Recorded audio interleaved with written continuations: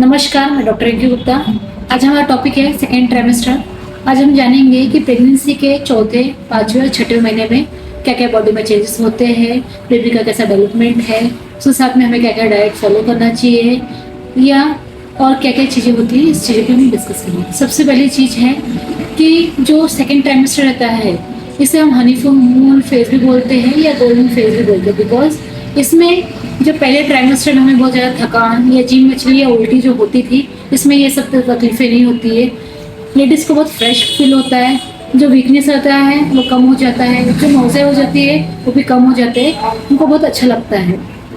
उसके साथ में हमें बॉडी में क्या क्या चेंजेस होते हैं इस बात पे हम डिस्कस करेंगे। सबसे पहली चीज़ है कि हार्मोन चेंजेस होने की वजह से हमारी जो ब्रेस्ट की साइज़ है वो बढ़ जाती है, हमारा जो बेबी बम्प है वो दिखने लग जाता है, शो करने लगता है कि प्रेगनेंसी है।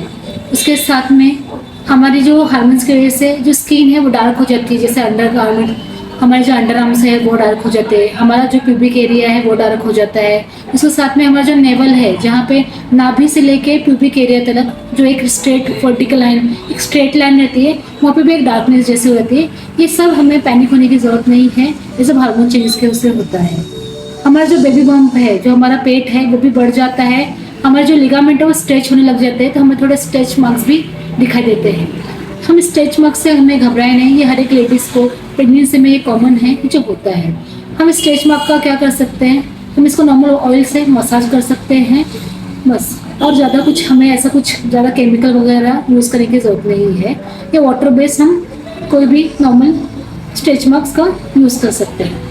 सेकेंड, कभी कभी मैंने ऐसा देखा है बहुत सारी लेडीज़ को कि शुगर बढ़ जाता है, जेस्टेशनल शुगर बढ़ जाता है, बीपी बढ़ जाता है।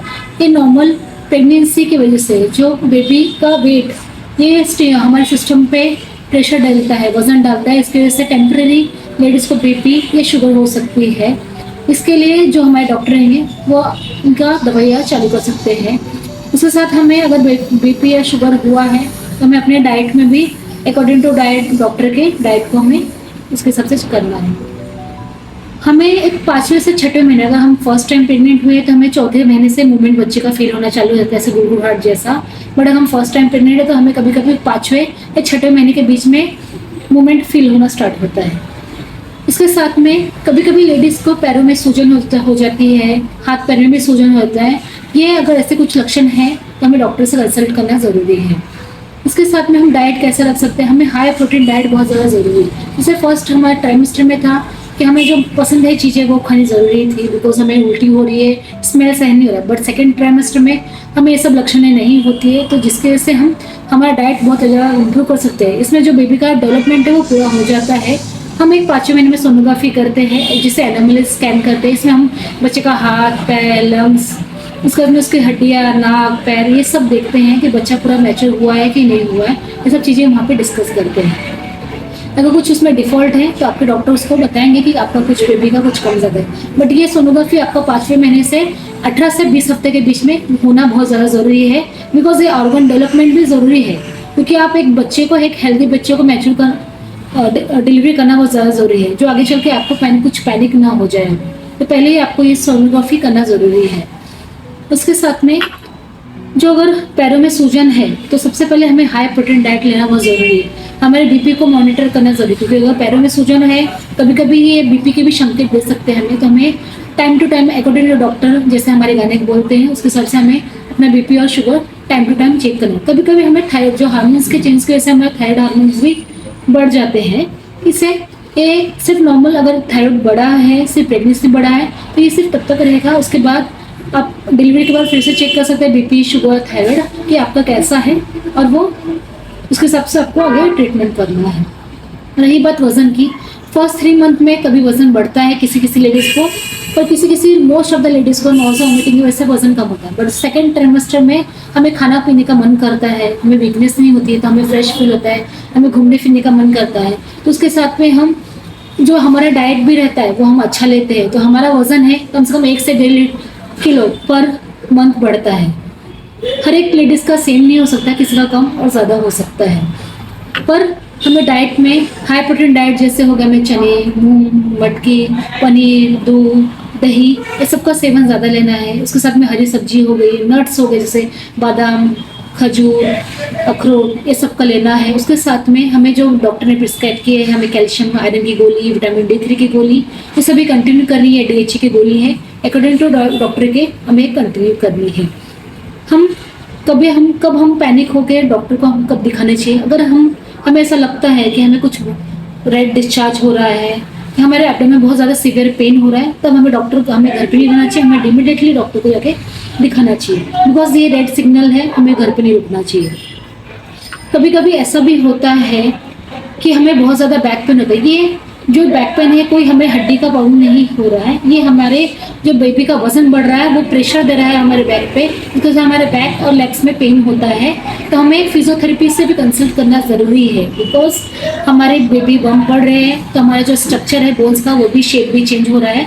तो हमें फिजियोथेरेपी से कंसल्ट करना है ज़रूरी, कि हमें कौन से एक्सरसाइज करनी ज़रूरी है जिससे हमें बैक पेन से रिलीफ हो।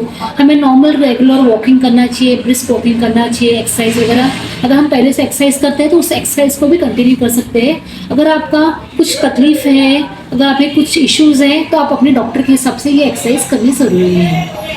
उसके साथ में हमें जो 5th मंथ का एनुअल स्कैन कंपलसरी करना बहुत ज़रूरी है, बिकॉज ये बहुत मोस्ट इम्पोर्टेंट है। अगर आपका बेबी कुछ डेवलपमेंट में उसका डिफॉर्मिटी है, तो ये चीज़ें पहले पता होना बहुत ज़्यादा ज़रूरी है। लेट पता होंगे तो आपको वो लाइफ टाइम प्रॉब्लम हो जाएंगी। उससे अच्छा आप उसको पहले ही डिटेक्ट करना ज़रूरी है। उसके साथ में हमें कुछ इंजेक्शन में लगते हैं, जैसे TT हो गया, टिटनेस, डिप्थेरिया, हेपेटाइटिस के भी कॉम्बिनेशन में इंजेक्शन आते हैं वो, या फ्लू के इंजेक्शन, जो आगे चल के हमें प्रिवेंट करेंगे। और उसके साथ में हमें नॉर्मल जो रेगुलर के फल है, हमारे वेजिटेबल्स है, वेजिटेबल्स में हमें सब फल फ्रूट खाना चाहिए, कोई बीमारी नहीं है, इससे हमें फलों में हमें सब फल खाना ज़रूरी है। हमें अपने बच्चे से बात भी करना ज़रूरी है, बिकॉज 5th मंथ के बाद बच्चे हमारी चीज़ों को रिस्पॉन्स करता है, खास के मदर को। अगर हम कुछ चीज़ें बोलते हैं तो हमें फील होता है कि थोड़ी सी मूवमेंट फील होती है, तो हमें बच्चे से भी डिस्कस करना चाहिए। उससे भी डे और नाइट का फ़र्क धीरे धीरे पता चले, क्योंकि उसकी डेवलपमेंट हो जाती है। तो एक 6 मंथ तक बच्चा भी हमारे चीज़ों को सुनता और महसूस करता है, खास करके मदर का। तो हमें उसके साथ में अब जो हमारी मेंटल पीस है उसको भी अच्छा रखना है। हमें मेडिटेशन करना है, हमें एक्सरसाइज करना है, योगा करना है, अपने माइंड को रिलैक्स करना है। अगर हमें लगता है कि हम थक गए हैं, हमें आराम करने की ज़रूरत है, तो हमें आराम भी करना ज़रूरी है। स्लीप ये बहुत अच्छा इंपॉर्टेंट रोल है, क्योंकि ये बहुत क्रूशियल है टाइम। आपको आराम करने का मन करता है तो आप आराम करिए। उसके साथ में आप स्ट्रेच मार्क्स का, अपने पेन का, ये सब का आप टेंशन मत लीजिए। अब स्ट्रेच मार्क्स, अगर आप प्रेग्नेंट हो तो ये थोड़े बहुत स्ट्रेच मार्क्स तो रहेंगे, इसलिए आप इससे पैनिक मत करिए। ठीक है, थैंक यू। अगर आपको ये वीडियो यूज़फुल लगता है तो प्लीज़ इसको सब्सक्राइब करिए, शेयर करिए।